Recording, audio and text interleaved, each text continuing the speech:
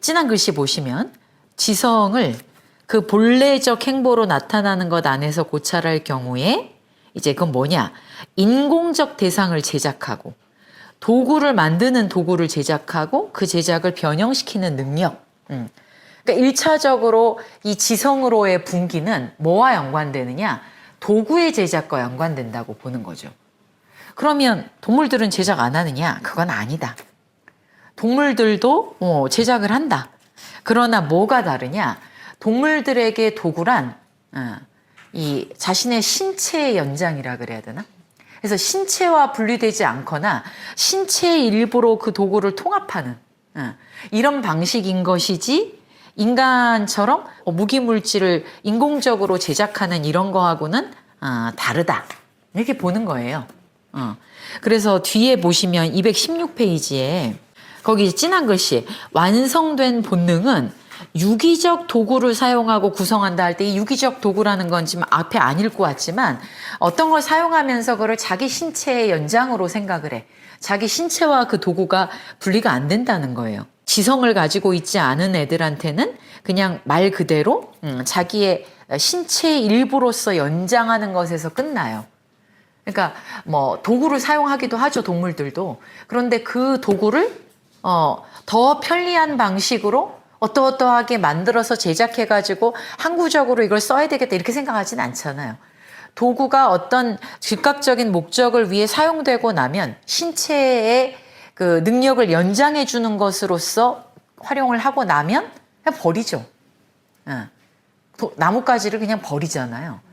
근데 이제 인간은 그 나뭇가지를 사용한다 할 때도 그거를 더 예리하게 다듬기도 하고 뭐 거기에다 뭘 붙이기도 하고 이런다는 점에서 다르다는 거야. 그래서 완성된 본능은 유기적 도구를 사용하는데 이 도구를 사용하는데 그게 유기적 도구라는 말은 신체의 일부로서.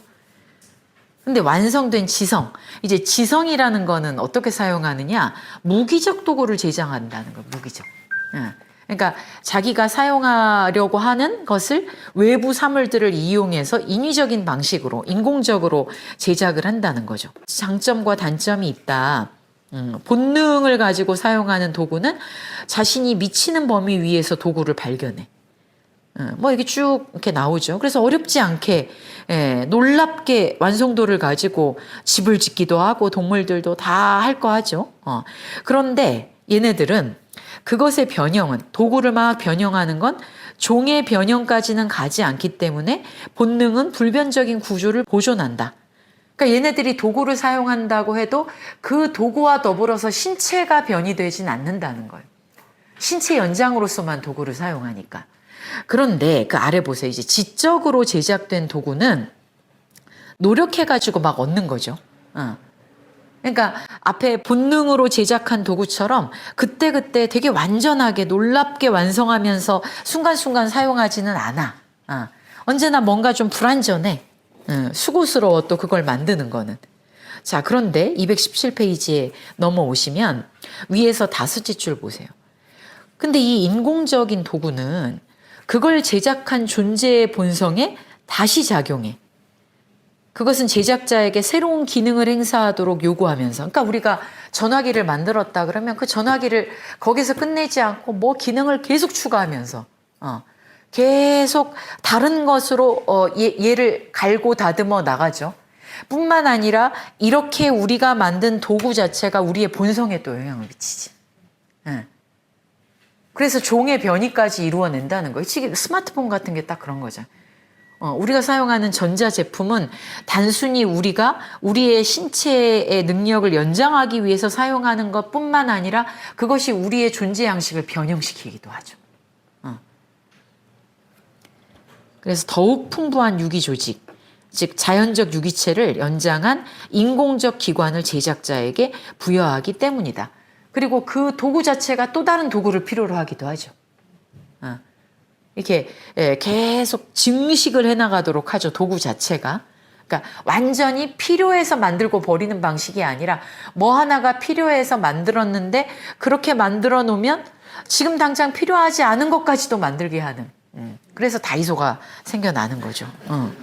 그래서 이제 그렇게 해서 동물들이 중간 정도에 그 안에서 자동으로 움직이게 될 행동의 원한을 본능이 하듯이 닫아버리는 대신에 활동을 더 멀리 밀고 나가서 점점점 자유롭게 해주는 무한한 장을 활동 앞에 열어놓는다. 그래서 제작을 끝까지 밀어붙여가지고 어디에 이를 때까지 알 수 없다는 거예요. 그런 방식으로 지성이 제작하는 도구와 본능으로 제작하는 도구는 각각의 장단점이 있다는 거예요. 그러니까 동물들은 그럴 필요가 없으니까 그냥 그 도구에서 멈췄겠지. 예. 근데 이 도구를 다른 방식, 이렇게 인공적으로 작동하는 데에서는 거기에는 이제 이 지능이 개입됐다는 거예요. 인간의 또 다른 능력이 개입됐다는 거죠. 그러니까 이 능력이 개입됐다기보다는 그것으로 충분하지 않았겠지. 동물들이 지금 즉각적으로 뭔가를 도구로 활용해 가지고 만들어서 살아가는 것으로 충분하지 않은 애들은, 그러니까 인간은 이게 허술하잖아요. 신체 능력 자체가. 그러니까 신체 능력이 허술한 애들은 뭔가 다른 방식으로 자기를 보호해야 되지 않았겠어요? 그러니까 집은 다 만들잖아요. 동물들도. 굴을 파든 새처럼 나무에다가 뭘 집을 짓든 나름대로의 집이라고 부를 수 있는 건 만들지만 인간의 집이 다른 거는 인간의 육체가 가지고 있는 이 취약성과 무관하지 않겠죠. 그러니까 그 취약성을 극복하기 위해서 또 다른 무언가가 창발돼야 되지. 그게 일종의 지능인 거예요. 기구를 제작한다는 것 자체가 그런 지능의 창발과 맞물려 있는 거겠죠. 그래서 지금 이 도구의 제작에서부터 시작을 하는 겁니다. 그러니까 뒤에 218페이지에 보시면 두 번째 줄에 각각의 지성과 본능은 일단 둘 다 우리의 물질 세계를 완벽하게 지배할 수는 없어요. 그래서 생명에 내재하는 힘이 만약에 무제한적이었다면 무한하게 본능과 지성의 방향으로 발달했을 텐데 유한해. 그래서 늘 장애물에 부딪혀. 그러다 보니까 그걸 끝까지 가지는 못하고 언제나 조건 속에서 선택을 했어야 됐다는 거예요. 그래서 143쪽의 위에 무기물질에 대한 두 작용 방식 사이에서 이제 하나는 유기적 도구를 창조하는 거예요. 이게 아까 앞에서 동물들 얘기죠. 이건 이제 딱 본능이 원하는 방식으로 자기의 신체와 분리되지 않는 도구가 유기적 도구고, 또 하나는 뭐냐? 무기물질을 가공하는 거. 요 두 가지에서 뭐가? 지성과 본능이 유래한다. 그러니까 지성은 어디서 유래해요? 무기물질을 가공해서 만드는, 여기에서 유래하고, 본능은 유기적 도구를 만드는 데에서 유래하는 거예요. 그래서 이것들은 전개되면서 갈라지지만 완벽하게 분리되지는 않는다. 그러니까 우리도 때로는 맥가이버처럼 우리의 신체 역량을 바로 연장시키는 방식으로 도구를 사용할 수 있는 능력이 아직 있긴 있잖아요. 그렇지만 그거하고는 굉장히 다른 도구 제작 능력이 있다는 거죠. 곤충도 보면 곤충은 이제 지성이 있다고 얘기할 수 없겠지만 얘네들의 본능에도 그렇다고 지성이 전혀 없느냐? 아니다. 지적인 게 있다. 그러니까 너무나 기발하게 집을 짓는다는 거잖아요. 근데 한편으로 또 아래에서 두 번째 줄에 지성은 본능이 필요 없느냐? 본능을 다 극복한 거냐? 아니다. 얘네들은 본능을 어떤 점에서는 더 필요로 하기도 한다. 왜냐하면 무기물질을 가공하는 것은 이미 동물에게서 본능의 날개 위에서만 올라갈 수 있는 유기화의 고차적 단계이기 때문이다. 그러니까 이거는 그 모든 동물들이 그런 방식으로 본능을 이용해서 자연물을 자기의 신체 연장으로 사용할 줄 아는 그것의 더 극단적인 방식으로 갔다고 봐야 되는 거지. 이거하고 전혀 다른 차원이라고 볼 수는 없다는 거예요. 그래서 척추동물들이 또 다 그렇게 인간처럼 지성을 발달시키는 방식으로 간 것도 아니잖아요. 그렇게 보면 다섯째 줄에 219페이지 척추동물의 심적 활동에서 기본이 되는 것은 여전히 본능이다. 그러나 이 본능을 대체하기를 열망하는 지성, 이 척추동물에게 그 본능 말고 그 본능이 또 변이하는 과정에서 다른 어떤 것을 요구해. 그게 지성인 거예요. 그러니까 침팬치, 오랑우탄 얘는 영장류하고 인간이 거의 이 구성이 다르지 않음에도 불구하고 아주 약간만 다르다는 거잖아요. 아주 약간만 다름에도 불구하고 왜 이게 다른가? 인간과 영장류는 이렇게 다른 길을 갖는가? 영장류는 본능을 대치하기를 열망하는 지성, 이거를 더 극대화하지 않는 방식으로 사는 거고, 인간은 이제 그 능력보다 너무 하찮잖아요. 원숭이만 해도, 조그마한 원숭이만 해도 힘이 그렇게 세대요. 근데 인간은 그 원숭이보다 힘이 안 세거든요. 그러니까 인간은 또 그 거의 비슷한 신체 구성을 가지고 있음에도 불구하고 그것만으로는 살아갈 수 없기 때문에 거기서 뭔가를 더 창안해야 되겠지. 예. 그러니까 이제 있는 것들을 이용할 뿐만 아니라 그것들을 더 조작해가지고 어떤 도구들을 안정적으로 만들어 놓는 이런 게 필요하다는 과정과 더불어서 지성도 이제 점점점 본능으로부터 분화하기 시작한 거죠. 그러니까 같이 본능 속에 있다가 그 본능으로 충분한 것들은 인간의 길이 아닌 거고, 본능으로 충분하지 않았던 것들은 거기에서부터 또 다른 어떤 폭발력을 쫙 피웠어야 되겠죠. 그게 지성인 거죠. 그래서 도구를 발명하는 데 이르는 거는 이제 지성과 연관되는 거예요. 그러니까 한 8째 줄, 적어도 지성은 본능 위에서 가능한 최대의 변화를 행하면서 그것들을 시도한다. 그래서 지성은 본능 없이 활동하기를 원하는 것이다. 그러니까 이거는 이제 본능에서 분기돼서 본능에 종속하지 않는 어떤 힘, 본능에 종속되지 않는 힘으로 이렇게 쭉 가려고 하는 그게 지성이었다고 보는 거죠. 인간에서만 완벽하게 자기 자신의 소유자가 되는데, 이 승리는 인간이 자신의 적들과 추위, 굶주림에 대하여 사용하는 자연수단의 불충분함 자체에 의해 나타난다. 그러니까 왜 그러면 인간이 지성을 더 극대화하는 방식이 됐느냐? 결국 신체가 다른 척추동물들에 비해서 턱없이 불충분했기 때문이라는 거예요. 그런 신체로 충분했다 그러면 인간이 뭐 굳이 이렇게 인간으로 복잡하게 번뇌만 만났는데 이런 걸로 이렇게 진화될 필요가 있었겠습니까? 그러니까 이것도 결국은 인간의 지성의 분기를 가능하게 만든 것도 사실은 외적 조건이죠. 유한한 조건이 우리로 하여금 계속 어딘가로 또 뭘 창조해서 가게끔 만들어내는 거죠. 이제 뭐라고 아주 멋있게 표현을 하느냐? 그 아래 그 불충분함이라는 게 본능이 지성으로부터 받은 결정적 휴가래. 그러니까 이제 본능은 좀 쉬고 다른 게 일하도록 하는 거야. 인간의 본능은 이제 좀 자. 너무 그동안 본능이 힘들었잖아. 그러니까 이제 좀 휴가를 줘서 본능은 잠깐 수면을 취하고 이제 지성이 막 일하기 시작하는 거야. 그런 비유를 한 거죠. 맨 아래에서 둘째 줄에 여기서도 결국 이렇게 지성을 창조하는 대로 나아가는 이유는 뭐냐? 위험을 무릅써야 되는 거지. 그러니까 외부적인 것에 대해서 여러 가지 뭐 실패하고 주저하고 이런 게 있었을 거 아니에요. 따라서 본능과 지성은 단 하나의 동일한 문제에 대해서 대립되면서도 똑같이 능숙한 해결 방식이라. 지성이 더 우월할 것도 없는 거예요. 다만 해결의 방식이 조건이 다르다 보니까 달라야 됐던 거예요. 식물과 동물이 영양을 어떻게 섭취할 것인가라는 문제 앞에서 취하는 방식이 달랐던 것처럼, 다르기 때문에 분기할 수밖에 없었던 것처럼, 이 환경에 대한 신체의 불충분함이 우리를 이 동물들에 놓지 못하고, 또 어떤 동물들은 그 안에서도 다른 것을 분화시키면서 가지 않을 수 없게 추동된 거죠. 그래서 220페이지에 이제 본능과 지성 간의 내적 구조에 심층적 차이가 유래한다. 자, 이 두 가지가 다른 인식이다. 그러니까 본능적으로 인식하는 것과, 곤충들도 뭘 인식해 알잖아요. 인식은 그런 거죠. 곤충이 아는 것과 인간이 아는 것, 지성적으로 아는 것과 본능적으로 아는 거는 좀 결이 다른 알입니다.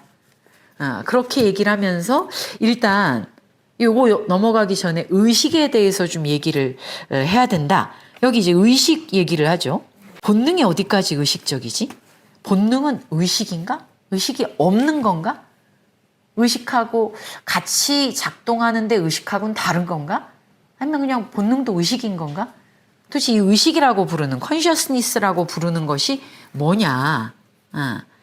이거에 대해서 일단 우리는 이 정도의 차이가 있는데, 본능이 어떤 경우에는 되게 의식적이기도 하고, 근데 또 어떤 경우에는 무의식적이라고 얘기할 수밖에 없다. 그런데 일단 용어적으로 이 무의식이라고 얘기할 때 이게 무가 뭐냐를 좀 정리를 해야 될 필요가 있다. 이제 뒤에도 나올 거예요. 무질서라고 할 때 그 무는 뭐냐 도대체. 질서를 결여했다는 거냐? 아니면은 질서가 존재하지 않는다는 거냐? 질서를 없앴다는 거냐? 이게 뉘앙스가 다르잖아요. 이 무의 용법이 대단히 중요하죠. 여기서도 무의식이라고 할 때 사실은 두 가지를 구분해야 된다. 의식이 존재하지 않는다는 차원이 있고, 또 하나는 의식이 무화됐다는 차원이 있다. 의식이 무화됐다는 건 플러스 마이너스 제로라는 거예요. 앞에 거는 아예 의식이 없다는 거고, 이거는 의식의 부재인 거고, 무화된 의식이라는 건 플러스 마이너스, 그래서 없는 것처럼 나타나는 거고, 제로라도 다르잖아요. 애초부터 뭐가 없기 때문에 제로와 플러스 마이너스가 상쇄돼서 제로된 건 다르죠. 이제 그런 걸 구분해야 된다. 근데 그래서 앞에 제로는 아무것도 없는 거고 뒤에는 반대 방향이어가지고 상쇄되고 중립적인 거. 그래서 예를 들면 떨어지는 돌이 무의식이라고 할 때 그거는 앞의 경우죠. 존재하지 않아. 근데 본능이 무의식이라고 할 때 이건 존재하지 않는다고 얘기할 수가 없어. 본능이 무의식이라고 할 때는 본능적인 게 막 작동해서 의식적인 게 약간 잠들어 있다, 이런 식으로 말해야 된다는 거예요. 그러니까 본능의 무의식이라는 말은 본능이 아예 의식을 결여하고 있다라기보다는 무화됐다라고 표현하는 게 더 맞다는 거죠. 요거 이해되셨죠? 그래서 예를 들잖아요. 예를 들면 우리가 습관적으로 수행할 때, 어떤 걸 할 때, 막 모든 걸 습관적으로 할 때는 어떤 거냐. 그 다음에 목류병자가 자동적으로 자신의 꿈을 실행할 때, 이거는 별로 의식 없이 하는 거잖아. 자동적으로 하는 게 다 습관적으로 하는 거잖아요. 그거는 딱히 막 뭘 생각하고 하는 게 아니죠. 그러나 그 목류병자가 의식이 아예 존재하지 않는 건 아닌 거죠. 지금 그 의식이 무화된 상태로 있을 뿐인 거지. 의식이 잠들어 있는 거죠, 쉽게 말하면. 그러니까 이런 경우가 뭐예요? 행위의 표상이 행위 자체의 수행에 의해 막혀. 우리가 보통 깨어있을 때는 행위하면서 뭐라는 걸 인식하면서 행위하잖아요. 근데 목류병자는 행위는 하잖아요. 행위하는데 자기가 행위하는 거를 알고 행위하진 않잖아요.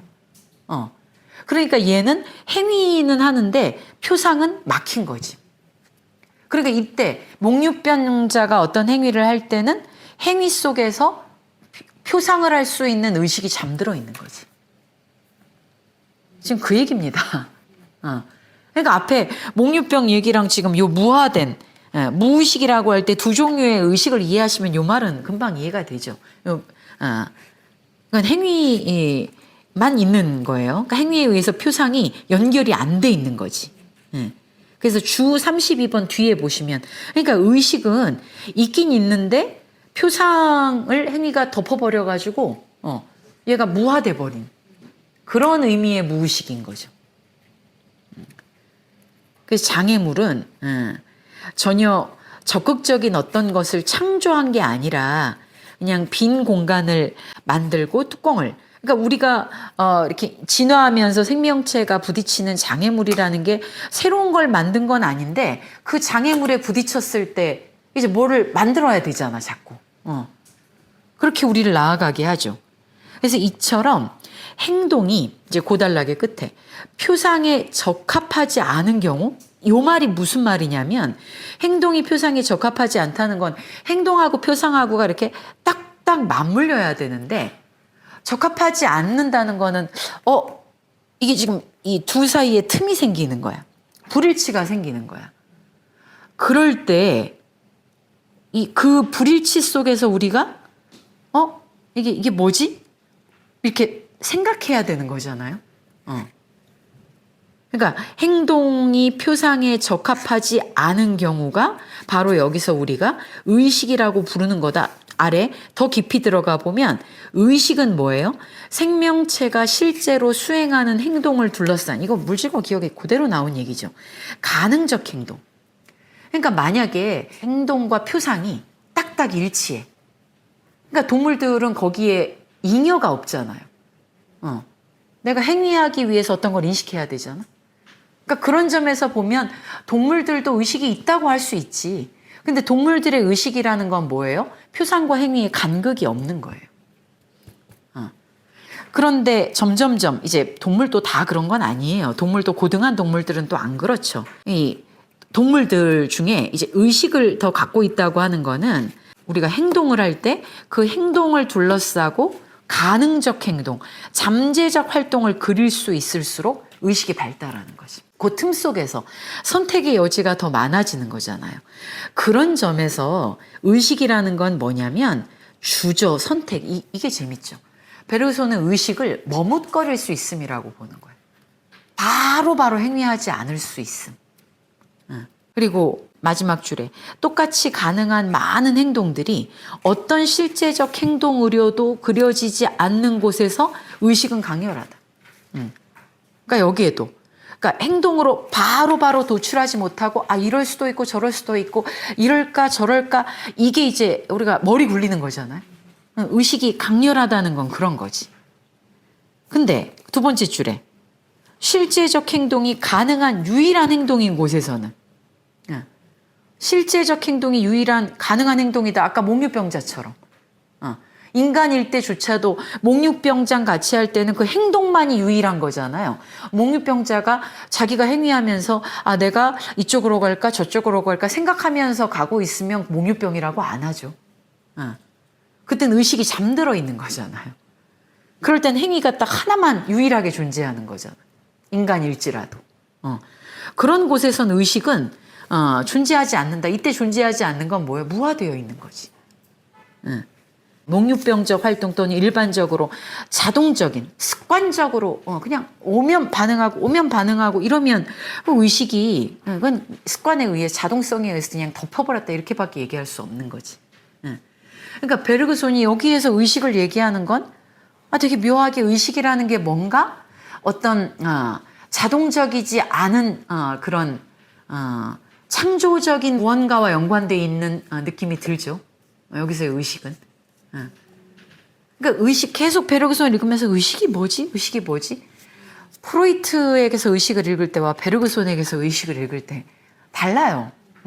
철학자들이 다 동일하게 의식에 대해서 규정하면서 얘기하고 있는 게 아닙니다. 이제 의식이 뭐냐는 건 이 책을 읽어가면서 계속 정리를 하셔야 되는 문제예요. 그래서 거기에 이제 진한 글씨. 그렇게 본다면 생명체의 의식이라는 걸 어떻게 규정할 수 있느냐? 잠재적 활동은 가능한. 이렇게도 행동할 수 있고 저렇게도 행동할 수 있는 그런 잠재적 활동과 근데 실제적 활동은 그 중에 하나로 하는 거잖아요. 의식은 그 실제적 활동과 잠재적 활동의 산술적 차이. 다시 말하면 표상과 행동 간의 거리. 그러니까 앞에 진한 글씨에 나왔던 거 있죠. 생명체가 수행하는 행동을 둘러싼 진한 글씨는 아니구나. 가능한 행동, 잠재적 활동의 영역에 내재하는 빛. 우리가 카메라로 대상을 보고 사진을 찍을 때 이제 사진이라는 건 그 중에 어떤 하나에 초점을 맞춰서 프레임을 딱 절단해내는 거잖아요. 그런데 그렇게 초점을 맞춰서 프레임을 절단해낼 때 이제 우리는 자동 카메라를 가지고 그냥 막 핸드폰을 가지고 요즘에는 막 찍으니까 딱히 프레임 고민 이런 거 안 하고 그냥 막 찍잖아요. 그러니까 알아서 흔들리는 거 다 보정해 주잖아요. 그러니까 우리가 아무리 사진을 찍고 멋있게 나왔다고 하더라도 그거는 내가 사진을 찍었다고 얘기하기 되게 어렵지.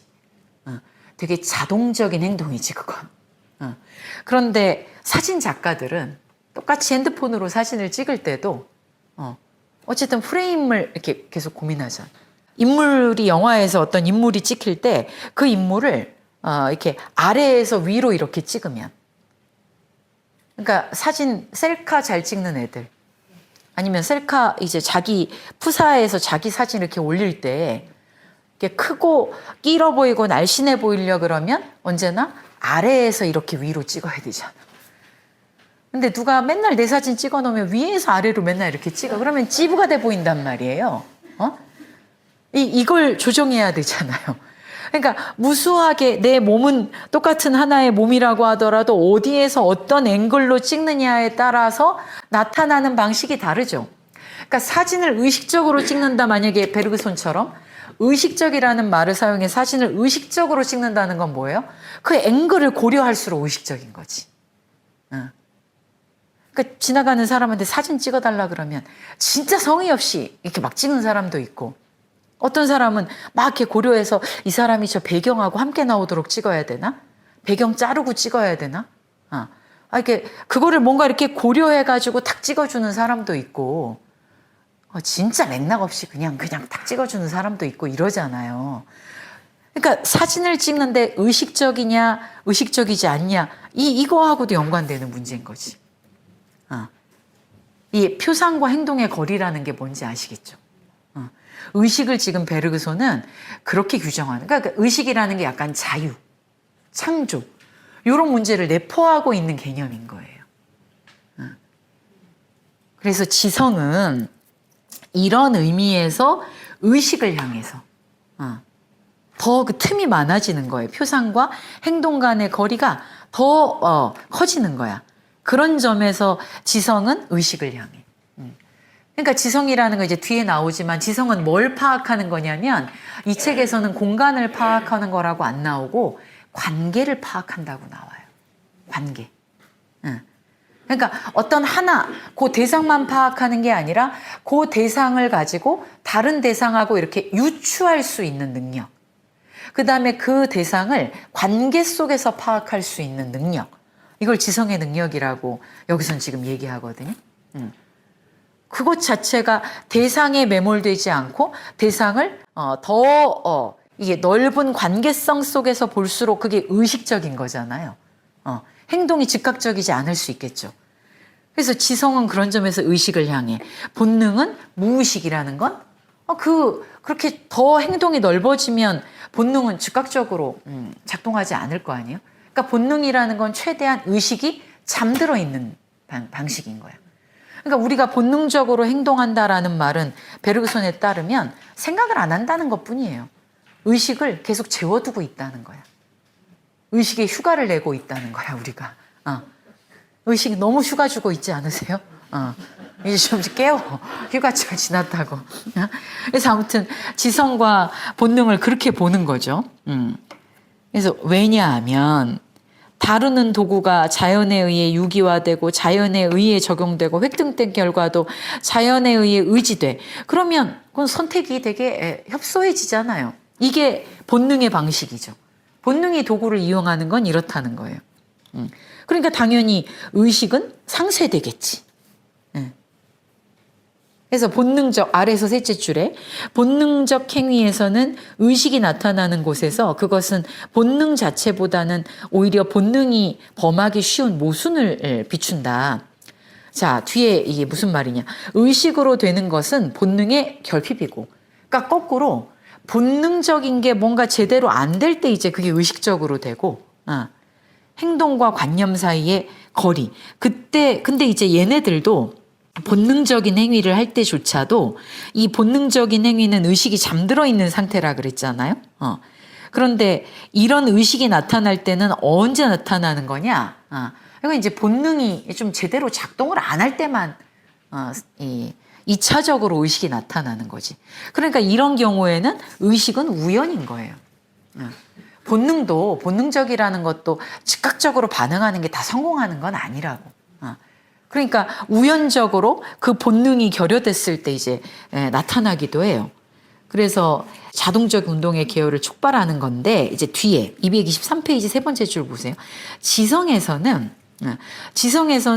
본능이 늘 결핍되어 있는 게 정상적인 거예요. 그래서 본능이 늘 결핍되어 있다 보니까 얘네들은 계속 모순을 겪어. 이럴까? 저럴까? 이 지성의 본성은 뭐냐? 머뭇거리고 주저하고 계속 그런다는 얘기예요. 아까 의식이라는 건 주저다 이렇게 얘기했잖아요. 이 의식의 방향을 향하는 지성이라는 건 기본적으로 뭔가가 완전하게 한 번에 이게 딱 산출이 되지 않아. 이럴까 저럴까? 이것도 좋은 것 같고 저것도 좋은 것 같고 뭔가 그런 거를 겪는 게 지성의 본성이야. 자, 그러다 보니까 지성은 여섯째 줄에 완전히 만족하는 일이 없어. 그것은 새로운 만족이 새로운 필요를 낳기 때문이다. 지성은. 요컨대 본능도 인식을 하고 지성도 인식을 해요. 그런데 본능이 인식을 하는 거는 언제나 이게 작동되는 중에 이게 작동하기 전에 뭐가 따로 본능이 인식하는 게 아니라 작동과 동시에 본능은 인식을 하고 그리고 본능적인 게 튀어나간다는 의미에서 의식은 언제나 잠들어 있는 거예요. 그런 반면에 지성은 어떻게 인식을 하느냐면 지성은 작동이 아니라 그 틈 속에서 맨날 생각을 해. 그 틈 속에서 이건가 저건가 이거 하면 이렇게 되지 않을까 저렇게 하면 저렇게 이게 어떻게 말하면 계산하는 거죠. 그러니까 지금 이 책에서 창조적 진화에서 지성은 이게 실론에서 얘기했던 그 지성처럼 공간과 관련돼 있고 언제나 계산하고 뭐 수적이고 이렇게 좀 기계적으로 얘기하는 것하고 또 좀 다릅니다. 여기서 지성은. 그래서 뒤에 가면 이 지성이라는 게 없으면 직관에도 도달할 수가 없어요. 지성과 직관을 통일시키고 있거든요.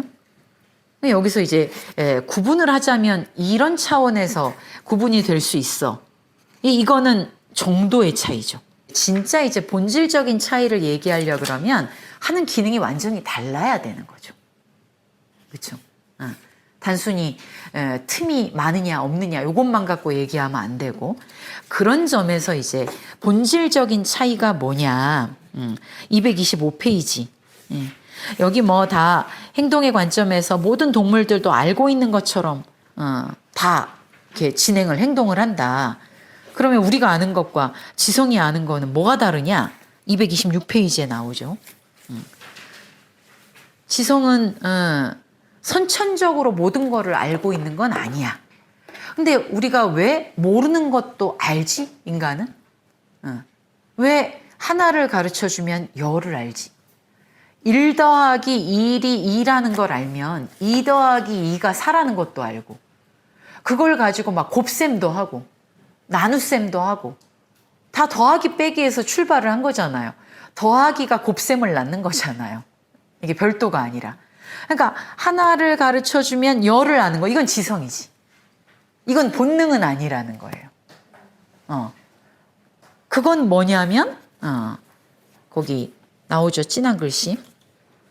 사물들만이 아니라 사물들 옆에 관계까지를 알아. 그러니까 지성은 모든 사물을 아는 건 아니에요. 본능을 가지고 행동하는 애들도 그 본능 속에 암묵적으로 알미 있어요.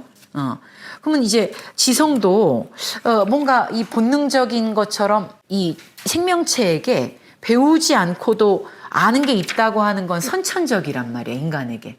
근데 그 선천적이라는 말은 누가 바깥에서 주었다는 말이 아니라 이 지성이 가지고 있는 어떤 독특한 작용 때문에 그렇게 배우지 않아도 알게 되는 게 있는 거죠. 몇 번 해보면. 그게 바로 뭐냐? 관계를 아는 거예요. 이게 이제 본질적 차이인 거예요. 지성하고 본능이. 지성은 모든 사물을 몰라도 사물들 옆에 관계를 알아. 그러니까 유추가 가능한 거고. 그래서 그 맨 아랫줄에 226페이지에 지성은 이 특정한 관계들 각각에 대해 선천적 인식을 가지고 있다고 말할 수 있지 않을까? 그러니까 지성이 분화되었다라고 할 때 지성이 본능으로부터 분화됐을 때 그 알미라는 건 본능적인 암과 분기될 만큼 다른 건 뭐냐? 이 관계들에 대한 암. 그러니까 이것도 생명체가 진화하는 과정에서 내재되어 있는 거고. 이런 방식으로 아는 것이 본능적인 암과 다른 길을 이제 추구하게 된 거죠. 227페이지에 그 결과 위에서 내려오다 보면 진한 글씨 있죠. 본능과 지성에서 그것들이 선천적 인식으로 간직하고 있는 것을 고려한다면 그 본능의 선천적인 건 뭐냐? 사물을 아는 거야. 그냥 뭘 보면 내가 받아들일 수 있다, 받아들일 수 없다. 그 사물과 형성하는 공통적인 것이 있거든요. 근데 그걸 아는 게 그러니까 이 동물들 이해 안 읽고 넘어갔지만 동물들은 자연스럽게 어떤 사물들과 어떻게 관계해야 되는가를 알잖아. 그건 사물을 아는 거야. 그러니까 그 사물을 받아들이기도 하고 피하기도 하고 냄새를 우리보다 훨씬 더 잘 맡죠. 그래서 피하기도 하고 뭐 어떤 게 나타나면 위험에 따라 자기 색을 바꾸기도 하고. 그러니까 이 본능의 선천적인 건 사물에 있다. 그런데 지성에서 선천적인 거는 관계들에 기초한다. 그러니까 지성이 본능과 다른 거기에 내재한 독특한 알매 방식은 관계에 대한 알미다. 이 얘기인 거죠. 그러면서 이제 진료와 형식 얘기를 하면서 사람들은 진료와 형식을 구분한다. 아리스토텔레스가 진료와 형식을 구분하죠. 그러나 진료 없는 형식 이런 게 있을 수 있을까? 거꾸로 형식 없는 진료라는 게 있을 수 있을까? 그래서 이 뒤에 쭉 넘어가 보시면 228페이지에 그러니까 지성이라는 건 굳이 이제 진료와 형상이라는 개념을 가지고 얘기를 한다 그러면 지성은 이제 우리는 다 기본적으로 진료, 이 본능에서 지성도 분기되어 온 거니까 본능은 진료에 대한 인식이라면 지성이라는 건 그 진료에 부여되는 형상. 그러니까 우리가 뭔가를 안다고 할 때는 그 어떤 것을 그것이 이루고 있는 형태와 더불어서 알잖아요. 이걸 이렇게 형식 진료라는 기존의 말을 가지고 얘기하는 겁니다. 이게 따로 그러니까 나뉘어져 있지 않다. 지성은 진료에 대한 인식에 형태적인 것에 대한 인식을 더했을 뿐이라는 거죠. 그러면서 다르게 간 거지. 뭔가가 더 추가된 거라고 할 수도 있겠죠.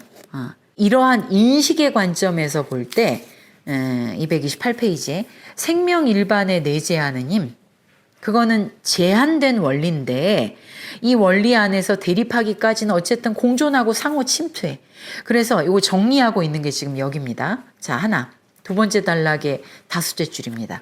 자, 본능은 대상을 물질성 자체 안에서 파악을 해요. 지금 나와 마주하고 있는 이것. 그러니까 물질에 대한 인식이라고 아까 얘기한 게 이거예요. 여기에 이게 있다. 자, 그거에 대해서 어떻게 반응하지? 여기에 있는 것과 관계해서 알을 현실화하는 게 본능적인 인식이에요. 그런데 지성은 뭐냐? 지성은 대상 자체가 아니에요. 그거는 뭐냐? 대상을 다른 대상에, 부분을 다른 부분에, 국면을 다른 국면에 연결시키는 능력, 전제가 있을 때 결론을 이끌어내는 능력, 배운 것에서 모르는 것으로 나아가는 능력. 그러니까 본능적인 인식이라는 게 정언 명령, 이것은 이것이다 라는 형식을 취한다면 지성의 인식은 뭐예요? 뭐뭐라면 뭐겠다. 저게 만약에 내가 먹을 수 있는 거라면 어떻게 저기에 접근해서 저것을 먹이로 취할까? 이렇게 생각하는 것과 저기에 먹이가 있다. 그리고 달려드는 거.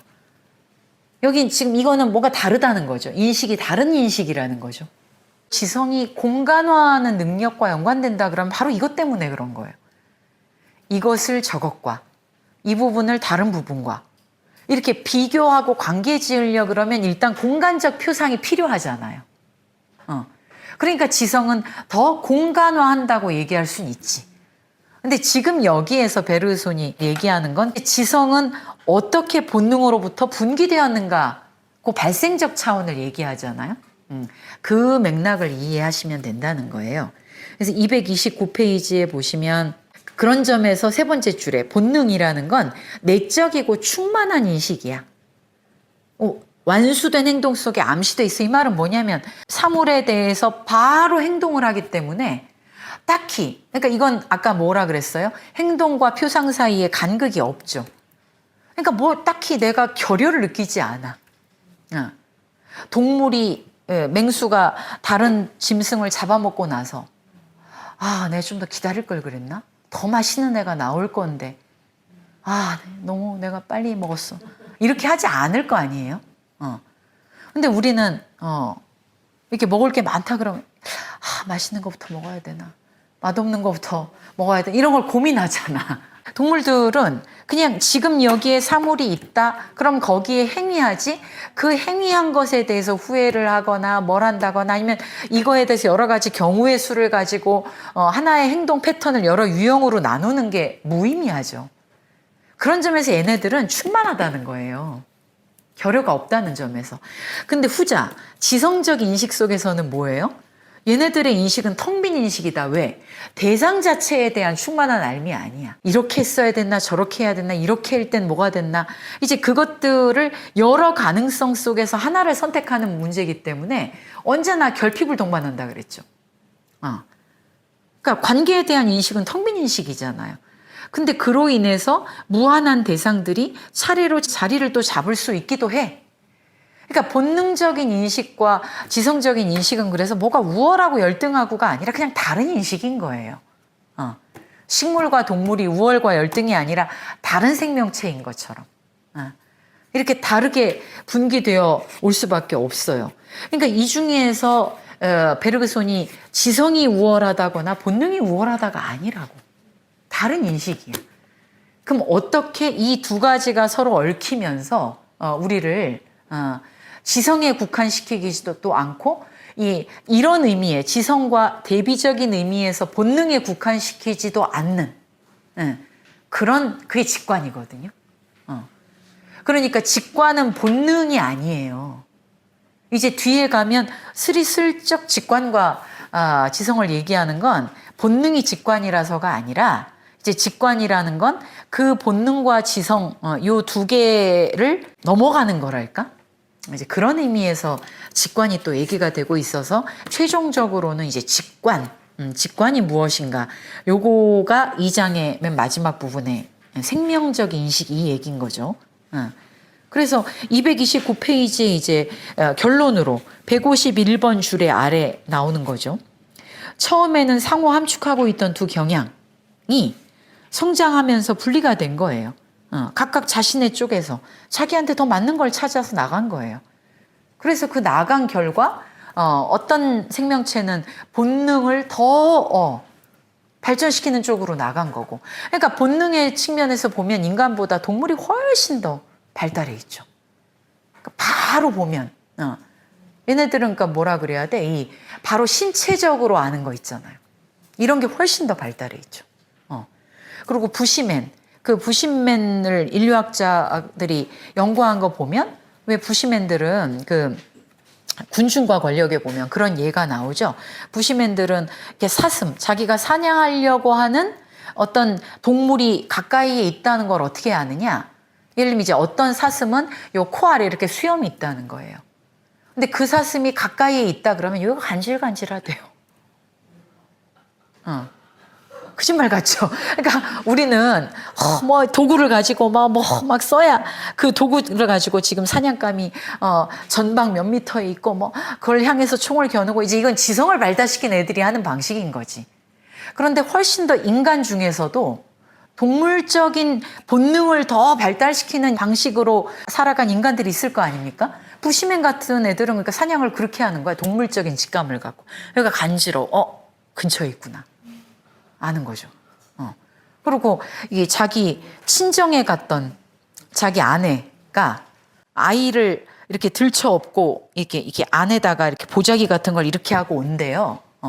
그러면 이게 동구 밖에 이렇게 나가가지고 마중을 나가는데 왜 동구 밖에 언제 올 줄 알고 핸드폰도 없는데 아느냐? 이렇게 어깨가 아파온대. 아내가 그 정도로 공감력을 좀 여기 공감이 그래서 그렇게 나오는 거예요. 어깨가 아파서 아내가 오나 보다 이렇게 알고 동구 밖에 나간대. 아내 마중하러. 이게 인간 안에서도 그러니까 그렇게 다른 거야, 길이. 그래서 바로 이게 함축하고 있었는데 자신 쪽에서 더 어느 쪽으로 발달시키면서 가는가가 다를 뿐인 거죠. 그래서 뒤에 230페이지에 본능이 자연적이고 유기적인 도구를 사용하는 능력이라면 이제 본능도 도구를 사용해요. 다만 이런 방식으로. 그래서 본능은 사물에 대한 선천적 인식 속에서 사용해. 그러니까 즉각적으로 아는 거지 그냥. 너 이게 이렇다는 걸 어떻게 알아? 그냥 아는 것들 있잖아요. 농부들이 아는 암 같은 것 중에 그냥 비가 오겠구나 어떻게 알아? 뭐 기상청 예보 보고 알고 이러기 전에, 뭐 고기압 저기압을 읽어내기 전에 그냥 몸으로 약간 아는 거 있잖아. 즉각적으로 뭐 새가 나는 걸 보면 안다. 새들도 즉각적으로 알잖아요. 비가 오는 거를. 식물들도 즉각적으로 알겠죠. 아마도. 그러니까 이런 애들은 이 사물에 대한 선천적 인식을 알고 있기 때문에 그거에 입각해서 도구를 제작하는 거야. 이런 게 있고, 그런데 이제 지성은 뭐냐? 얘네들은 사물에 대한 선천적 인식을 가지고 있는 게 아니라 관계에 대한 선천적 인식이야. 지성으로 분기하는 애들의 알은 좀 다른 인식이야. 그래서 얘네들은 인공적으로 도구를 제작해. 이게 이렇다면 저건 저렇겠구나. 유추해가지고 어떤 도구를 만들죠. 그래서 지성은 인공적 도구 제작 능력이고 자연이 생명체에 소용되는 자연적 도구를 지성에 의해 거부한 것은 그건 또 어떤 생명체는 그렇게 본능적인 것과는 다른 길을 택해야만 자기를 보존할 수 있기 때문에. 자연은 모든 걸 다 허용하는 거예요. 그런 점에서. 따라서 지성의 본질적 기능은 임의의 상황에서 곤경으로부터 벗어나는 수단. 이럴 필요가 있었던 애들은 본능만으로는 부족하니까 거기에 있는 어떤 부분을 더 극한으로 또 분기시키면서 진화를 한 거죠. 그러니까 인간이 태어나면서부터 지성을 가지고 있고 지성을 가지고 있기 때문에 인간은 생각하는 위대한 존재야. 이게 베르그손에겐 지금 성립이 안 되는 거죠. 그냥 인간은 그 다양한 생명의 진화 과정 속에서 어떤 노선을 택한 생명체인 거예요. 이제 그걸 인식하는 것이 이 생명체의 전체 진화 과정 속에서 인간 존재가 있다고 하는 것을 인식하는 것이지 인간에게 어떻게 윤리적인 문제, 뭐 자유의 문제라든가 이제 실천의 문제라든가 뭐 사회의 문제를 또 제기할 수 있는가? 그건 또 다르게 제기해야 되는 문제인 거고, 그거는 다음 학기 4권에서 이제 본격적으로 다루게 될 거겠죠. 그래서 지성은 제한된 틀에 삽입될 수 있는 걸 찾는 거예요. 인간은 신체가 취약하다 보니까 이걸 분기시키지 않으면 살아갈 수가 없었던 거죠. 그러니까 지성은 한마디로 뭐다? 응용력이에요. 응용력. 1대 2는 2대 4다. 이게 응용력이 계산적인 거잖아요. 유추력인 거고. 그러니까 이렇게 얘기하는 겁니다. 관계를 세우는 경향이고 관계들에 대한 자연적 인식이다. 그러니까 이 인식조차도 사실은 자연적인 거예요. 생명체의 진화 과정, 생명의 자기 진화의 운동 속에서 지성이 도출된 거지. 그런 면에서 지성도 자연의 산물이에요. 이건 좀 시사하는 바가 많지 않나요? 그러니까 우리는 문화, 정신이 자연하고 대립이라고 생각하잖아요. 자연은 신체에 한정돼 있고 자연이라는 건 우리의 정신 저 바깥의 물질 세계라고 생각하지만 지성도 사실은 자연의 산물이거든요. 그럼 이제 정신과 물질, 자연과 문화, 자연과 인간 요 두 개의 대립 구도가 여기서 흔들리게 되는 거죠. 대립적으로 이원론적으로 설명할 수 없게 되죠. 자, 그래서 231페이지에 맨 위에 보세요. 이렇게 형식적인 인식이에요, 지성은. 형식적 인식이라는 말을 뭔지 아시겠죠? 지금 이 맥락에서 관계를 생각하고 관계들에 대한 인식이고 이제 그러다 보니까 실제적 유용성을 목적으로 출현했다고 하더라도 거기에 국한되지 않아. 그래서 뭐야?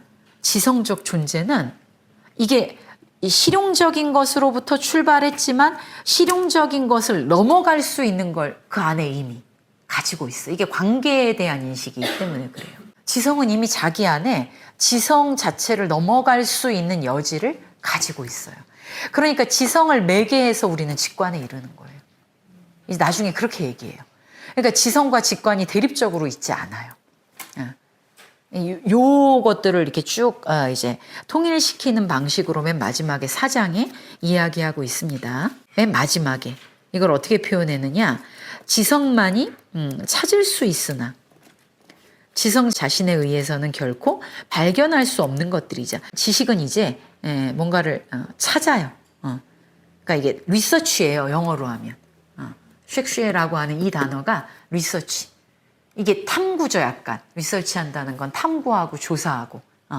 내가 경험한 것에서 그치지 않고 그 경험한 걸 바탕으로 해서 계속 리서치잖아요. 리서치.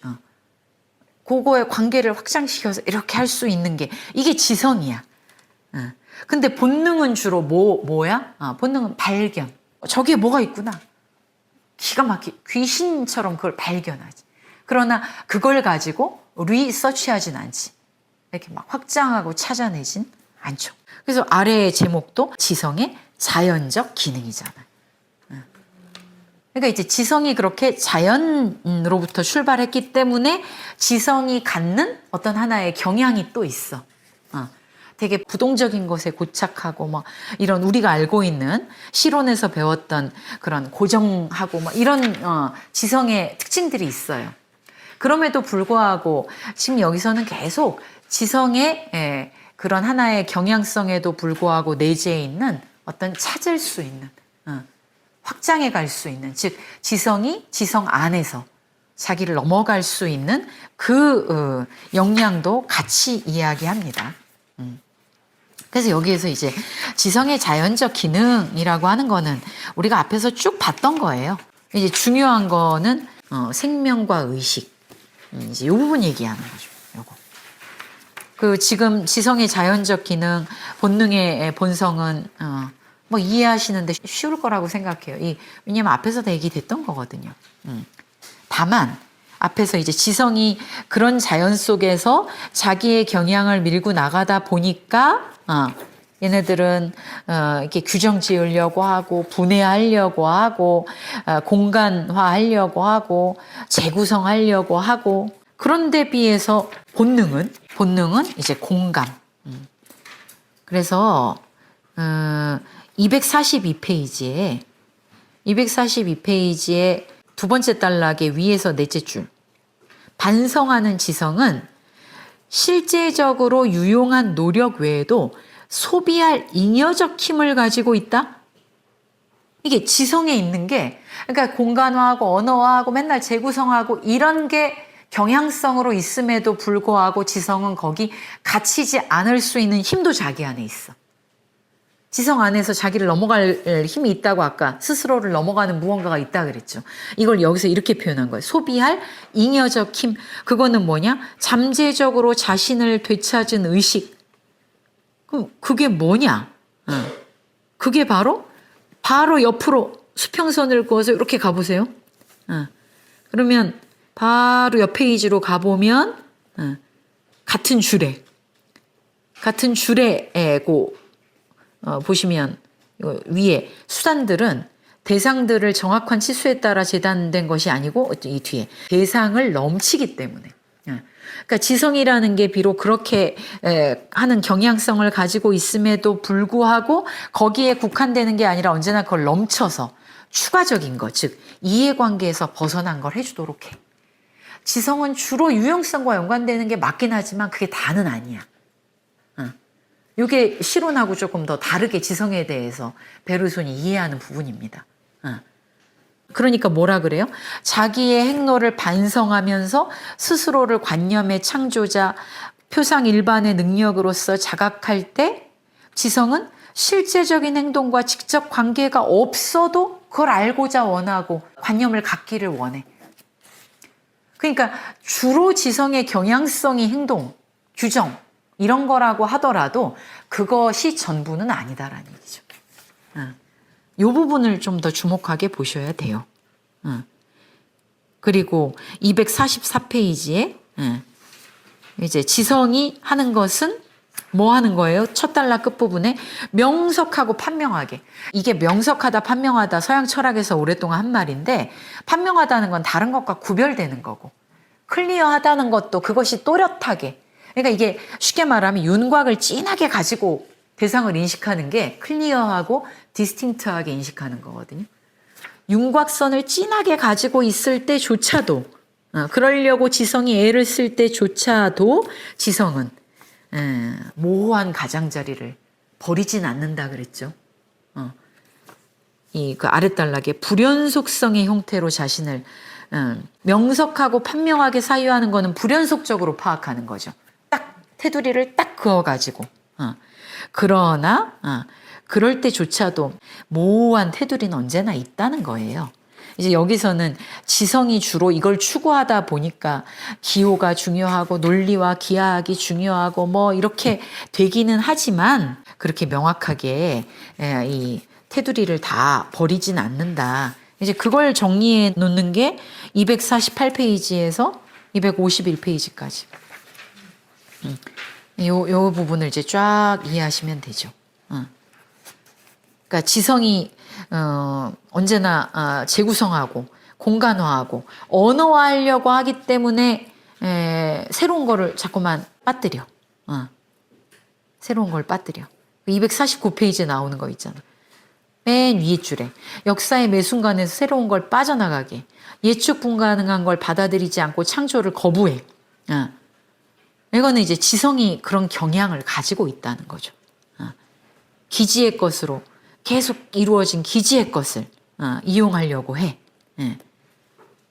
그러나 중간 165번 줄에 이제 매 순간은 예측 불가능하고 어쩌고 저쩌고 이제 뭐 맨날 얘기 나오는 거 있지 않습니까? 그런 얘기를 쫙 하면서 이제 그래서 지금 이 파트는 그러니까 지성의 그 극단적인 경향성을 이야기하면서 지성은 이런 경향을 더 극대화시키는 것으로 왔어요. 지금 여기는 두 가지의 그 경향성을 지금 특징적으로 설명하는 거라 그랬죠. 그러니까 요 챕터만 읽으면 지성은 이렇고 저렇고 저렇고 그래서 우리의 위생학과 교육학처럼 마지막에 타성체로 생명을 타생체로 취급하고 고체처럼 죽은 것처럼 취급하려고 그래. 그러다 보니까 지성은 생명을 이해하지 않으려고 해. 이건 그런 경향이 있다는 얘기예요. 그러나 이 앞에 시작한 것도 그렇고 뒤에 이어질 것도 그렇기 때문에 지성을 버려야 된다는 아니라는 얘기예요. 이제 본능은 그러면 지성이 이런 경향성을 교정하고 이런 경향성에 갇히지 않기 위해서는 어떤 본능의 힘을 그 지성과 결합시켜야 돼요. 그러나 앞에서 말했다시피 본능이라는 건 지성을 발전시킬 이유가 없기 때문에 그냥 본능 자체의 경향성을 또 밀고 나간 거잖아요. 그러니까 본능만으로는 그래서 직관이 안 된다는 거예요.